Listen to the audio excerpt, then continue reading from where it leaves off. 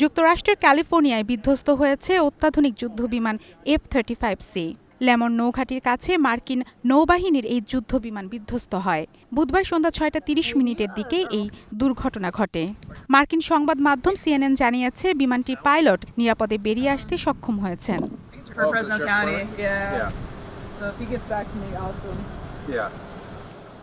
Reuters প্রকাশিত একটি ভিডিওতে দেখা গেছে দুর্ঘটনাস্থল থেকে কালো ধোঁয়া ও আগুনের শিখা উঠছে। ঘটনাটি ঘটেছে ফ্রেসনো শহরের দক্ষিণ পশ্চিমে প্রায় ৬৪ কিলোমিটার দূরে অবস্থিত একটি কৃষি জমিতে।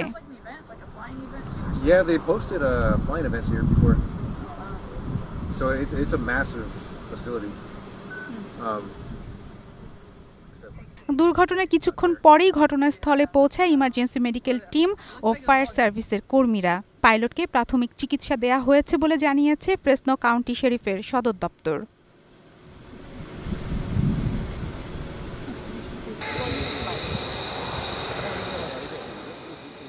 প্রায় $১০০ মিলিয়ন মূল্যের এই যুদ্ধবিমানটি ছিল চলতি বছরের দ্বিতীয় F-35 দুর্ঘটনা।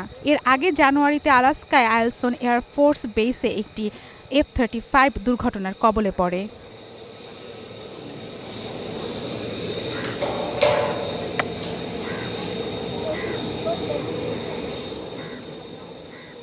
লোহিত রঙের অত্যাধুনিক এই F-35 সিরিজের যুদ্ধবিমানকে আধুনিক প্রযুক্তির এক নিদর্শন বলা হয়। এটি নির্মাণ করেছে বিখ্যাত প্রতিরক্ষা প্রতিষ্ঠান লকহিড মার্টিন।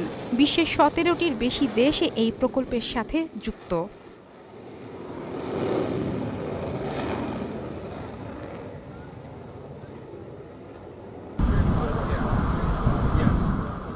তবে সম্প্রতি এর রক্ষণাবেক্ষণ ও প্রযুক্তি নিয়ে প্রশ্ন উঠেছে।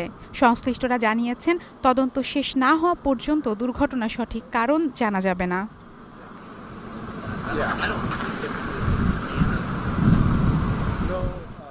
মারফুয়াতুন নূর রুচি, স্টার নিউজ।